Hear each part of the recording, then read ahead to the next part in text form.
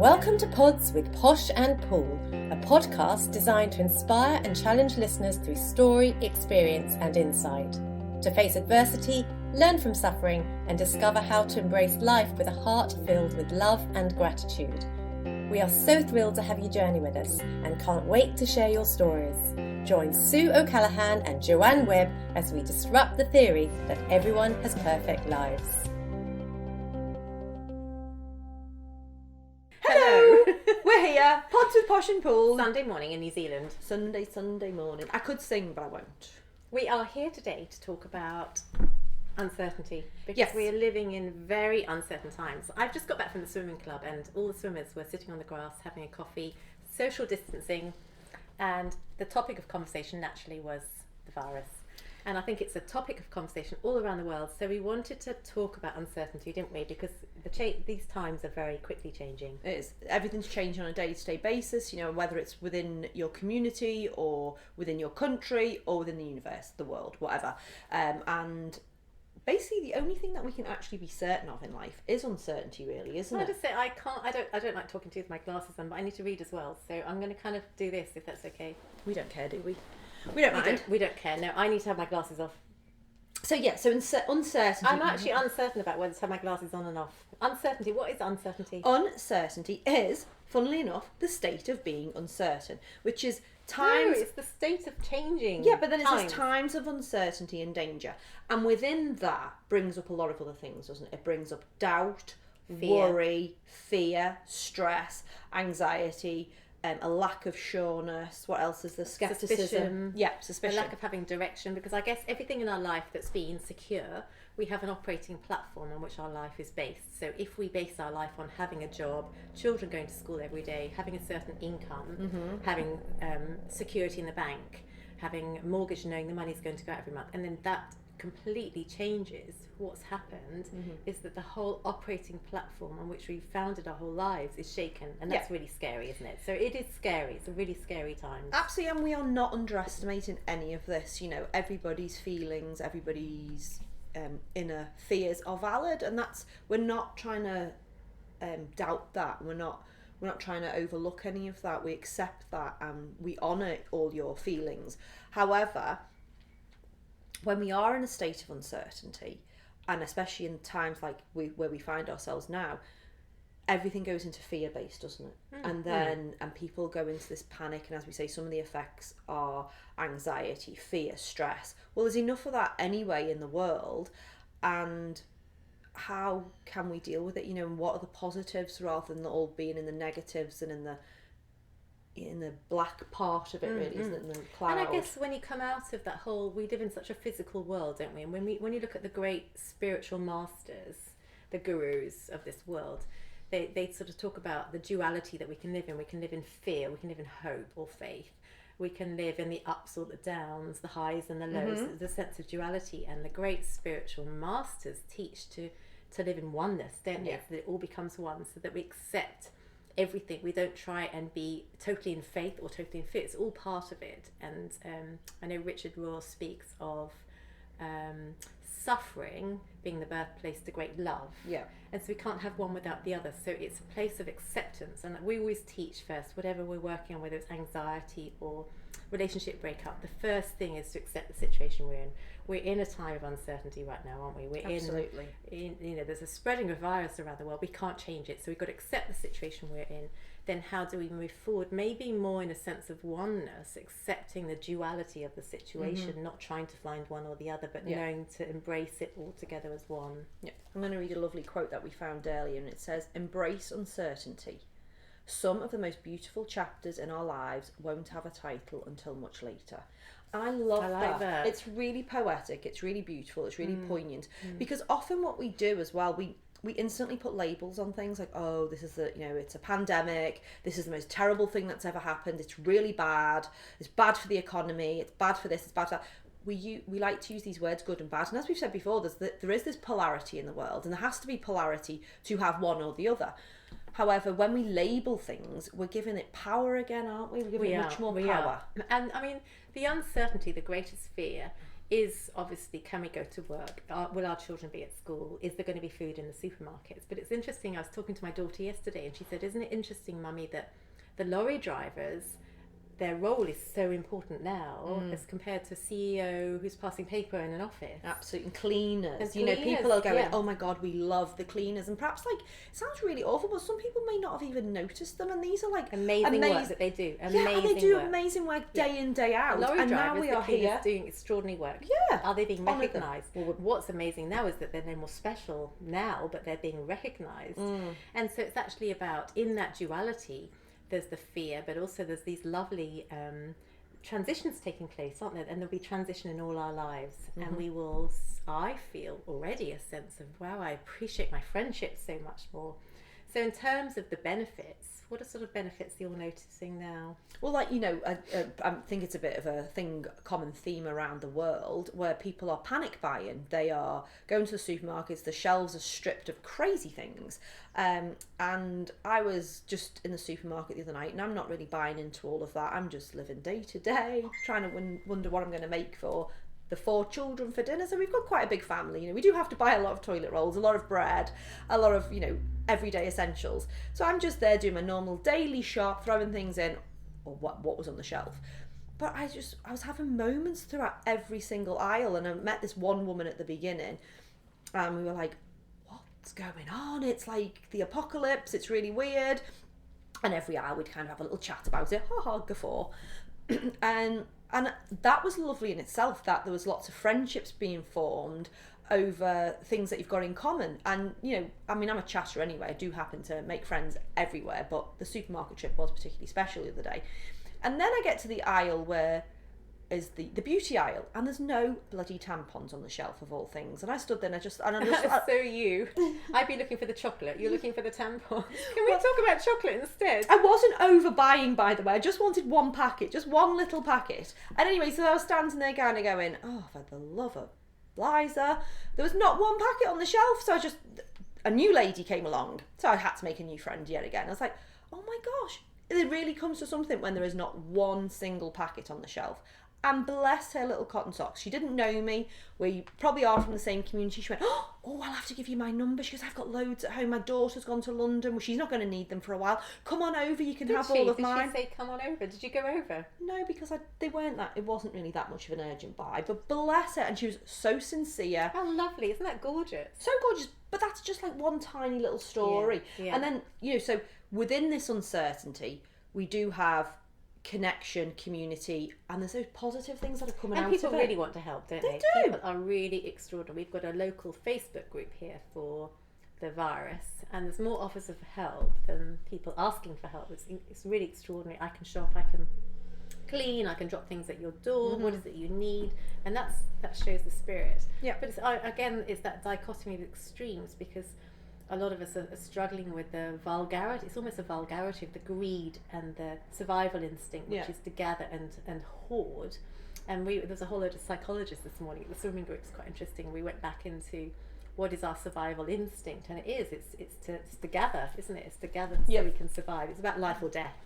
And so when we're looking at behaviours at the moment, that's quite interesting to see the extremes of survival, how we behave when we are back down to basics. Can we get food? I mean, that's a basic need, isn't it? It is a basic need, and you can see why there is a certain amount of panic, but equally you've got to take a step back sometimes and look at it from outside in, and actually take a bigger view of it and go, actually, which country are we living in? How are we getting our produce? Where is it being made? Where is it coming from? And also even this whole silly text message went out the other day, didn't it? That there was a bit of scaremongering here in New Zealand, like, we're going to go in lockdown, and the text went viral apparently. I didn't get it. I didn't get it either. Shame. But bearing in mind, lots of countries are in lockdown right now. Yeah, but lockdown doesn't mean you have to stay in your house and you can't leave, because of course it does in lots of countries. Yeah, but you have to still be able to get food and stuff. So here, what they've already said would happen is, one person might be able to go out of the house and go to the. It would be done in a much more. Yeah, you to walk the dog. Yeah, you're not going to be able to go out and socialise. You're not going to be able to nip down the pub for a pint. But Joe, you wouldn't be able to sit on my sofa here. I would, because I'm going to self-isolate here with you. Are you? Yeah. Okay. Can I tell a funny story? You can. We were talking about the toilet paper hoarding, and we don't understand the toilet paper hoarding in New Zealand, although people are toilet paper hoarding, because we make it here. We've got 2 big factories. The second richest man in New Zealand, who I used to rent his house from, makes toilet paper. So obviously it's quite a lucrative business. We're not going to run out. But what I was kind of saying, but is it a necessity? Because actually, you need food, but do you need toilet paper? Because you could hop in the shower. You could hop in the shower. But then we saw this amazing cartoon that somebody posted, and it was a woman coming out the toilet, and she was wearing a dress, and she was standing under one of those hand dryers, the blow dryers, where it blows your hands. Yeah. She upside down. She had her leg up in the air like this with her dress up, and it said "Save toilet paper." I actually thought it was quite Just wash your bum. And that's the nice thing as well, isn't it? There's some lovely comical images going around. There was another one with a pub in England saying, what did it say? Plenty of beer here. Panic buy, come and panic buy here. It's just funny. It's just lovely to have a sense of humour, isn't it? To laugh. And there is the very much worries me. There is it's a negative energy of the fear and the doubt. But also it takes somebody to step out of that and not make jokes out of people suffering, not at all. And we honour people where they're at, and there's so many people suffering, and we're with you in that.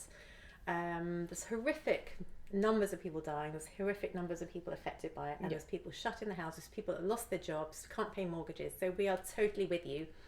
We are here to encourage you. That's why we're doing this podcast today. Yeah, because we've got the same worries. We may sit here looking totally carefree.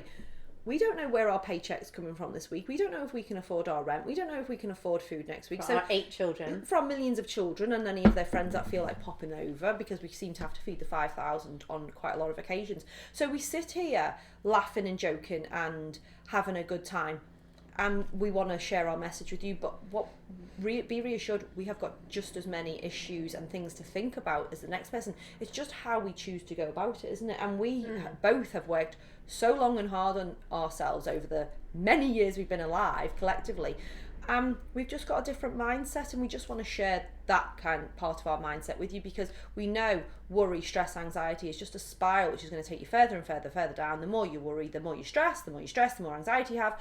It's a vicious circle, and it's once you're in it, it's quite hard to come out. Sometimes we just literally have to have an out of body experience and look in and go, is this the truth? Is this the truth? Because you can worry about anything. You can worry about getting the disease. You can worry about your mother, father, daughter, sister, whoever getting the disease. And yes, it is a worry, but you could also be worrying for nothing, because they may never get it. And it's robbing you of the here and now. And this is what we're saying, is that you can only actually do what you can do. Yeah, right now. Absolutely. Well, it's interesting, isn't it? Because I think, financial worry is a big one, isn't it? Financial worry is huge. If I'm not getting an income, and obviously you and I both have reduced income now as a consequence of less people being around and people being on shutdown, then you go into the future. Can I pay my mortgage? Can I afford to buy the food? Will I pay the bills? Can I pay the rent? And it's interesting because obviously I wrote a book called Taken, and it was the story of my children being abducted and not having any income at all to raise when the children came back. 4 children under 5, not being able to work and not having an income. And it's really interesting coming from a place where I had nothing at all, and yet that supply came in. There were people that dropped off food that didn't know I was without food. People dropped money through the letterbox. I had £2,000 given to me in an envelope, which is $4,000. People offered us holiday houses, people gave us their car, people even paid for flights. I went to petrol stations, and people, a lady in front of me said one day, I'm paying for hers behind me. She had no idea I was going without. And so it's lovely coming from a place where, in your greatest moment of fear, I had 4 children under 5 I couldn't feed, that this incredible supply came in. And the message through that is that there's a bigger picture than ourselves. Absolutely. The fear is my money will only come from my job. But there's a source of supply that may not be money, but it is a supply that we are here to share, and I think people are willing to share. And so to come out of fear, another way is to say, I actually can't change the situation, but there's a bigger picture, and I don't know what that looks like. I don't know where it's going to come from, but I'm going to step into that faith. I'm going to step into hope and partner with that. And just put it out there, this is what I need. And invariably it comes in. It does. And but again, you have to have that faith, and you have to have that more of abundance mindset rather than that scarcity. How many? I can't say it. I can never say words, can I? No, it's normally me that can't say the words. Blah, You blah, correct- blah, no, blah. no. Normally you correct me, so it's quite nice to see that you I can't just say make words up scarcity. generally. Scarcity. You do make up words, but your words are really good. I think we could actually have a little book of words that you make up because they're good words and they have really good meanings as well. Somebody gave me the word the other day. I think it was Claire Hall Taylor. She said to me, "Are you into quarantinos?" And I said, "It sounds like an alcoholic drink." Yeah. And she said, I'll have "It one." is. It is. Oh. It's a quarantine cocktail where you basically you put together anything that's in your drinks cupboard." I was thinking, well, it's not much fun for me. It's lemonade and a few manky oranges and tonic water. But I think if you've got alcohol in your cupboard, you could put together brandy with whiskey, with wine, with whatever, and have a quarantino because you're in quarantine Oh. with your which is, I think, your cocktail. And Fair then on the bottom of the article, it had also that if you message this guy with what ingredients you've got in your cupboard, he would make the cocktail for you and tell you, to add a lime to it or a bit of orange juice or grapefruit juice and have these quantities of the whiskey or the wine or whatever. I thought of you and I because we found these nice drinks the other day, didn't we? Wine with grapefruit. Yeah, what are they called? I don't know, but they're in a can and They're in a divine. can and we've got 4. But you only need one at a time. Well, you can only Little drink one at a pleasures. time first. Little pleasures. So what are the tools to step out of fear and actually be really positive at this time, to bring positivity and that lovely energy to those around you? I think, always, First one. the first one is to accept the situation because you cannot fight it. We can't change what's going on. You can't fight it. The only thing, again, we say this, it's the same message over and over again. The only thing you have control of is how you react. But again, that's empowering. Your reaction is down to you. So it's up to you. You're in control of all of that. So accept the situation because it's not worth sitting at home going, oh, this blooming thing and oh, this, that and the other. It's happening in the world. It's happening for a reason. We don't quite understand it all and maybe we never will. But We can't accept change it. We So can't accept change it first and foremost. That's the first thing, isn't it? Yeah. And Second then one. find gratitude. Gratitude. Be grateful. So again, it's not we have to be in gratitude the whole time, being really thankful for things we've got because we're living in duality. We're living in both, both sides of it. So, but can we then find also to balance the fear? We don't need to constantly be in one or the other. It's balancing it. So can we be in gratitude? Can we be grateful for the conversation we can have today online with a friend? Can we be grateful for the dog in the house that needs a walk so we can take it for a walk? Can we be grateful that we can get a 10-minute stop in the supermarket? Yeah, be grateful that the lady offered me some tampons. Be grateful that the other lady in the shop was I so am really friendly. grateful she offered you tampons. Oh, I'm grateful for everybody in that If you run out, supermarket I've got that some day. here. Great, but I'm grateful for those little tiny interactions of hope and happiness. As I say, we're all in kind of a dire situation. There's lots of things affecting We're all of all in our it lives. together. But if you find the things to be grateful for, you have more to be grateful for. It's just fine, isn't it? It's that thing. You find the little thing to be grateful for, then you're more grateful for the bigger things, and more things come your way to be grateful for. I really can't speak right now. It's interesting, isn't it? Because they always say after the First World War, Second World War, the greatest innovation came out of the country in terms of new technologies, businesses, industrial revolution. I can't say that either. And this is what will be happening now. This whole thing is going to make us rethink how we do things on a global scale. That's actually quite exciting as well, isn't it? And New things apps, will new happen. Technology, Yeah. change of careers, businesses. I mean, a lot of businesses are going to go under. A lot of businesses are going to be created. It's both, isn't it? There will be that polarity. So where there is the bit of the negative, there will be a positive to go with it. So you find things to be grateful for. If you've got that community spirit around you, be grateful for that. If somebody knocks on your door and offers you some help, or you go and knock on somebody's door and offer to help them, because actually when you do that act of kindness, it fills you with that happy hormone as well, doesn't it? Definitely. Yeah. So the next one is what can we do, really? Find things to do. Change the way you approach life. So we've just had a friend phone from Australia and she had a great question. Sue and Joe, my kids are at home. We've decided to take them out of school.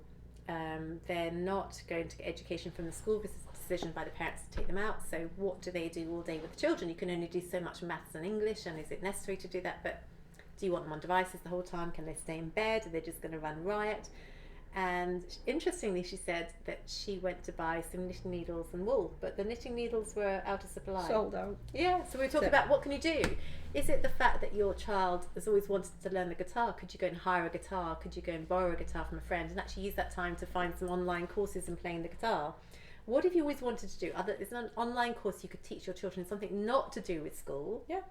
Or even the other day, I decluttered my house. So I spent the entire day. We are not on lockdown here. We're not on shutdown. However, and we don't normally tidy our houses. Can't be bothered. But however, it's making everybody rethink things at the minute. Like, we may go on lockdown.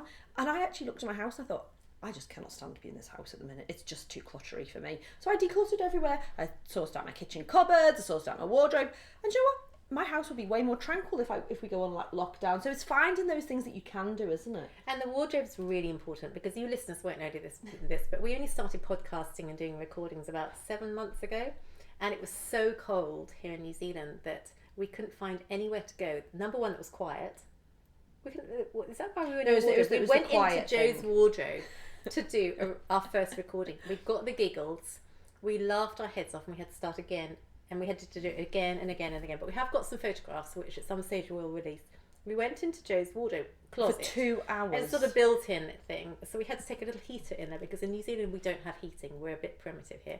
So we're sitting in Joe's cupboard. It was absolutely... We didn't take the heater in. We came out freezing, remember? Did we? The heater wouldn't fit I remember looking at your row. Joe's got this incredible row. I mean, your cupboard was quite tidy. Your closet was tidy. Rows of beautiful shoes. I've got this box with a few thrown in. All different colours. Beautiful coats. Beautiful jackets, beautiful t-shirts, jumpers, skirts. It was all lined up, and we sat on this floor and froze. So I took your lovely yellow jacket and I sat in there wearing your yellow jacket. So I'm actually really pleased to hear your wardrobe's tidy, because in winter again, if it gets cold, we could go back into your wardrobe and do some recordings. We will be. And the first recording we did was Otto, wasn't it? Yeah. In New Zealand, in Australia, and we were laughing our heads off, and he looked a bit puzzled. It's okay. Low battery. Yeah, low battery, it's all over But do Sue's you face. need to get rid of that so that we're still recording? We're still recording. And I think he looked a bit puzzled because we were giggling so much, but it was a weird situation, wasn't it? So tidy your closet. You never know when you're going to do a podcast recording in your closet. We didn't ever expect that, did we? Again. Be ready. Find that was what the you can do. brownie guide rule was be prepared. When I was a brownie, it was always be prepared. Oh, I've never been in the brownies, but I try to be I prepared. think you probably would have been accepted into the brownies. So accept gratitude, and what can you do? And There's always something interesting. Find something you can do. Do something. Embrace what you've wanted to do for ages. If you've wanted to listen to podcasts, you can listen to podcasts. If you want to listen to TED Talks, if you want to learn something new, if you have got like 25 books on your shelf that you haven't read yet, this is the opportunity. This is the time to read them. I've got like about 5,000 that I haven't read, and I keep thinking I'll do that. I've got online courses that I bought ages ago that I haven't yet got round to. So if we go on lockdown and I can't go to work, I'm just going to use my time wisely. And online audiobooks are quite good. If you're not a reader as well, I was saying to Joe today, if you sign up with Amazon, and obviously there's Amazon.com, which is America, there's AU, which is Australia, there's UK, there's a few Amazons. And you sign up for Amazon Audio, you can get your book to download, but I think you get a free one for each different one you join. It's great, it's fantastic. So you could actually just be in your kitchen doing a job, or with the children listening to your audio book. There's some amazing teachings out there, aren't there? There is some beautiful teachings. So yeah, so I know the times are really uncertain at the minute. We know that, and our heart goes out to everybody. But everybody is in the same kind of, well, we're all coming together as a community, aren't we? And it's affecting everybody, so please know you're not alone. And our hearts especially go out to those that are sick at the moment, or who have got family members in hospital, or have lost loved ones. We're just thinking about you at the moment, and our hearts are there with you. Yeah, we're just trying to spread a little bit of hope to everybody out there. So we're going to end with a lovely quote, aren't we? You do yours quote, yes, So, trust the wait, embrace the uncertainty, enjoy the beauty of becoming. When nothing is certain, everything is possible. Yeah, it's quite nice. It's a beautiful message, and please do remember everything is actually possible. So don't ever lose hope. Connect with people if you're isolated at home. Connect with friends.